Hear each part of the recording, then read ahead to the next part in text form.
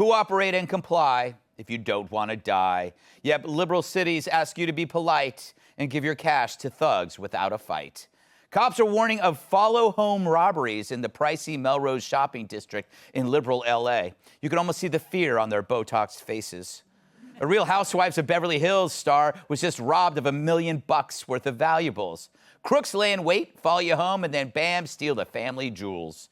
So the LAPD tweeted out a safety warning telling people do not resist robbery suspects and cooperate and comply with their demands, which sounds like advice you'd normally hear from a Democrat. Such a warning is expected in LA, where crime goes with daily life, like Kardashians go with butt implants.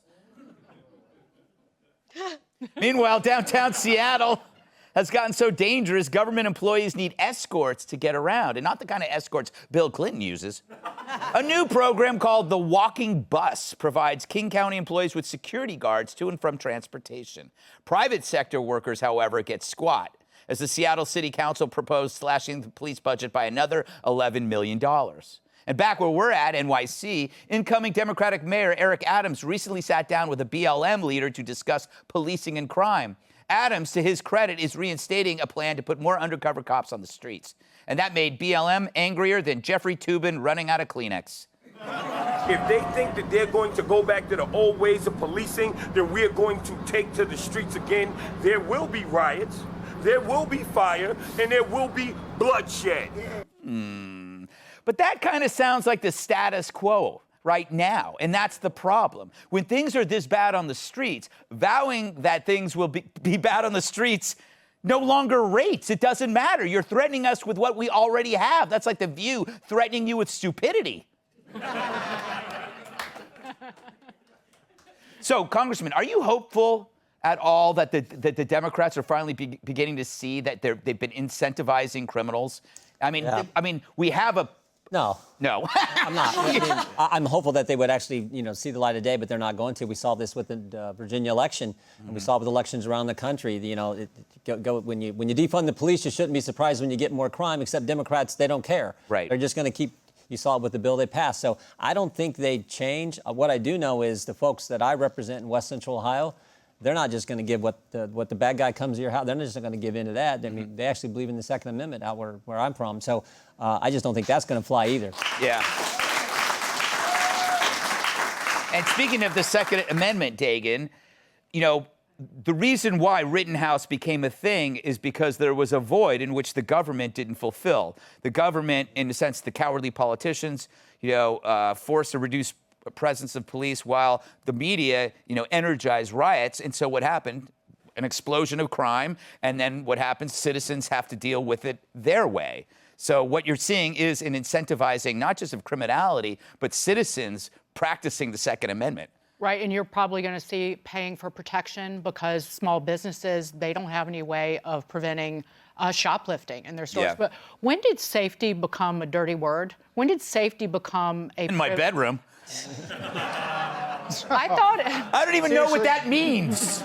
I don't know what that means. It's Friday, Brett. I thought it was shoelace. Yes. Welcome to the show. I've never been on one quite like this. Trust me, you'll get through it. Yes. I'm already looking at my watch there, Brett.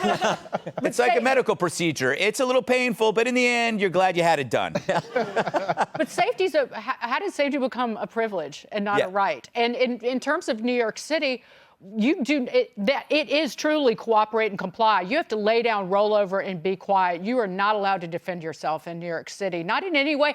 The Second Amendment doesn't it doesn't apply to us. So maybe the Supreme Court rules on this case that gets rid of the 100-year-old concealed carry laws here. But it's very similar in all these left-wing blue states.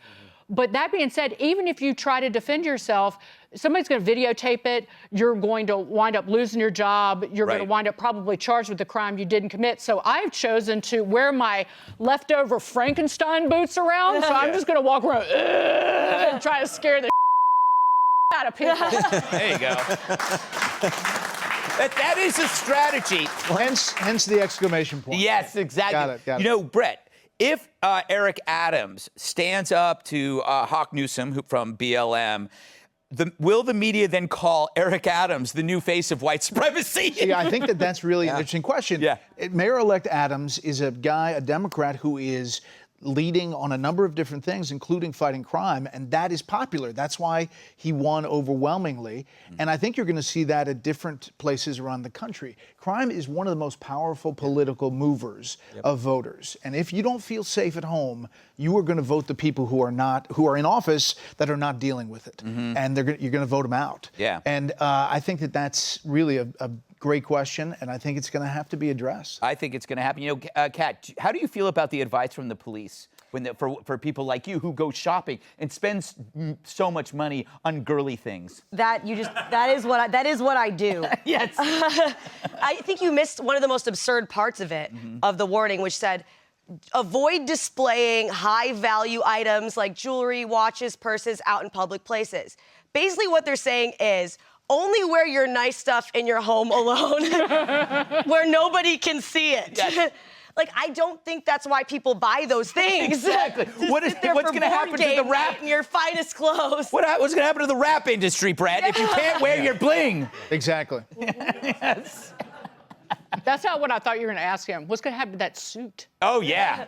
What was that suit? It was a Christmas suit. Oh, yeah. It was in the moment. Yeah. And that was, by the way, the real band. Oh, I know. That's Yes. Sugar Hill. Sugar Hill Gang. Yeah, that's amazing. But it's still no excuse for the suit. Okay. It's like you lost a lawsuit to wear that suit. Hey, Sean Hannity here. Hey, click here to subscribe to Fox News YouTube page and catch our hottest interviews and most compelling analysis. You will not get it anywhere else.